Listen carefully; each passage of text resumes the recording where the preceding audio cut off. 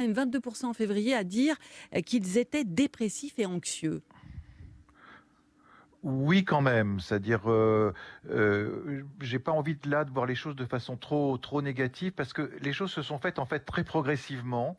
Ça a commencé par certaines régions, puis ensuite certaines autres, ce qui donne, une façon de s'habituer. Ce confinement, c'est pas vraiment un confinement, d'ailleurs, on ne l'appelle même pas confinement. On peut être dehors toute la journée.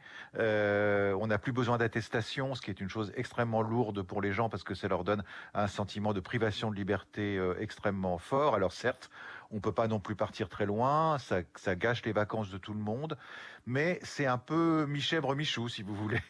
De la même façon que la fermeture des écoles, oui, mais en même temps, c'est pendant les vacances, donc c'est comme si c'était les prolongations des vacances d'une semaine.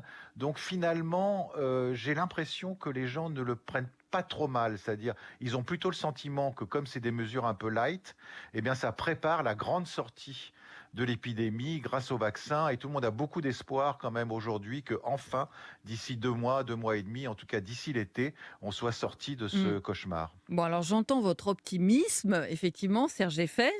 Ça fait du bien, puisque vous nous parliez effectivement de cette troisième vague psychiatrique. Que pour autant, ça fait 1 an qu'on est dans cet entre-deux avec des stop and go. Qu'est-ce que vous disent vos patients depuis ces annonces? Qu'est-ce qu'ils redoutent le plus? De devoir garder les enfants à la maison?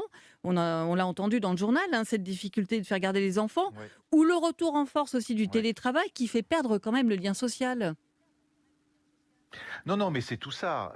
Encore une fois, je donne une petite vignette positive pour pas trop babattre, mais tout ça, c'est sur un fond, effectivement, de burn-out généralisé dans la population. Les gens sont épuisés, ils en peuvent plus. C'est encore un petit pas supplémentaire de difficultés autour des difficultés professionnelles, des difficultés des commerçants qui doivent fermer leurs magasins, etc., etc. Donc, en même temps, effectivement, ils redoutent ce qu'ils ont connu pendant le premier confinement, c'est-à-dire de devoir mélanger le fait de s'occuper des enfants, de devoir structurer un emploi du temps quotidien entre leur propre télétravail et les enfants, ce qui est épuisant, mais chacun a conscience qu'on ne peut pas laisser les journées se défiler comme ça sans les structurer et sans structurer le temps. Donc tout ça est effectivement très difficile, mais il y a en même temps que cet abattement, il y a cette espèce de frémissement qui est que bah, c'est peut-être la fin quand même.